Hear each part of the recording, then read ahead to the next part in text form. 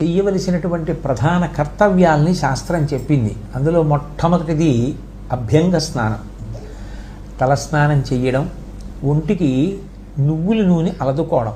ఎందుకని అంటే తైలే లక్ష్మి జలే గంగా అని చెప్తోంది శాస్త్రం. ప్రఖ్యాతమైనటువంటి తిథులలో మనకి ఆ నూనె యందు లక్ష్మీదేవి ప్రవేశిస్తుంది. ఆ నూనె ఒంటికి అలదుకున్న కారణం చేత అలక్ష్మి పరిహారం అవుతుంది. క్షుత్పిపాసామలాం జ్యేష్ఠాం అలక్ష్మీం నాశయామ్యహం అని కదా. ముందు ఆకలి, దప్పిక, మలినము వీటితో ఉండేటటువంటి లక్షణం పోవాలి. అట్లా పోవాలి అంటే అలక్ష్మి పరిహరింపబడాలి, లక్ష్మీదేవి యొక్క అనుగ్రహం కలగాలి. దీనికోసం తైలాభ్యంగము అని ఒంటికి నూనె రాసుకుని తలస్నానం చేస్తారు.